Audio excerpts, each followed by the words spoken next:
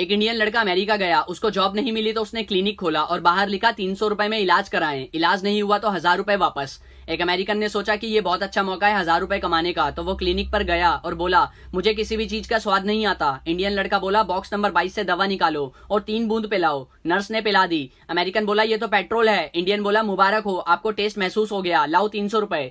American को गुस्सा आ गया। कुछ दिन बाद वो फिर से गया पुराने पैसे वसूलने और बोला साहब मेरी याददाश्त कमजोर हो गई है। इंडियन बोला बॉक्स नंबर 22 से दवा निकालो और 3 बूंद पिलाओ। अमेरिकन बोला लेकिन वो दवा तो जुबान के टेस्ट के लिए है। इंडियन बोला ये लो, तुम्हारी याददाश्त भी वापस आ गई, निकालो 300 रुपए। इस बार अमेरिकन गुस्से में 3 दिन बाद फिर गया और बोला मेरी नजर कमजोर हो गई है। इंडियन बोला इसकी दवा मेरे पास नहीं है, ये लो 1000 रुपए। अमेरिकन बोला ये तो 500 का नोट है। इंडियन लड़का बोला आ गई नजर, ला 300 रुपए। ईस्ट और west, India is the best.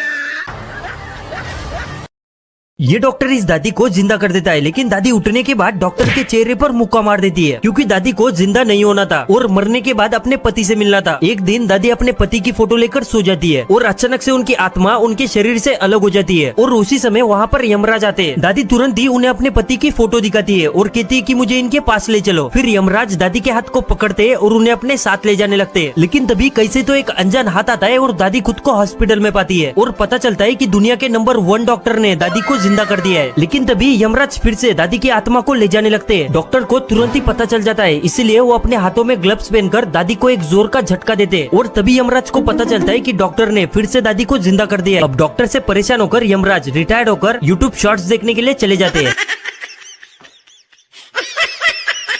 ये आदमी 30 साल से जेल में था, लेकिन आज उसका आखिरी दिन था। वो खुशी खुशी सीढ़ियों से नीचे उतरा, अपने दोस्त को टपली मारी और बाकी कैदियों को अलविदा कहा। इसके बाद उसने अपना सामान और कार की चाबी उठाई, अपनी सुपर कार में बैठा और गार्ड को उंगली दिखाते हुए जेल से निकल गया। हाईवे पर स्पीड में गाड़ी दौड़ाते हुए वो एक पेट्रोल पंप पर रुका, दुकान के अंदर गया जहाँ उसने फिर एक कोल्ड ड्रिंक की कैन उठाई और उसे चुराने की कोशिश की। लेकिन जब वो काउंटर पर पैसे देने गया तो कर्मचारी की नजर उसकी हरकत पर पड़ गई। घबराकर वो फौरन अपनी गाड़ी में बैठा और निकल गया। रास्ते में उसने कैन को कूड़ेदान में फेंकने की कोशिश की, लेकिन निशाना चूक गया। कैन लुढ़कते हुई घाटी से नीचे गिर गया, जहाँ पहले से ही एक क्राइम सीन चल रहा था। वहाँ मौजूद 2 डिटेक्टिव्स को वो कैन मिली। उन्होंने उसे सबूत के तौर पर एक प्लास्टिक बैग में डाला, फिर लैब में फिंगरप्रिंट स्कैन करके पहचान पक्की की और अब दोनों अफसर इस आदमी को वापस जेल पहुँचाने के लिए तैयार थे।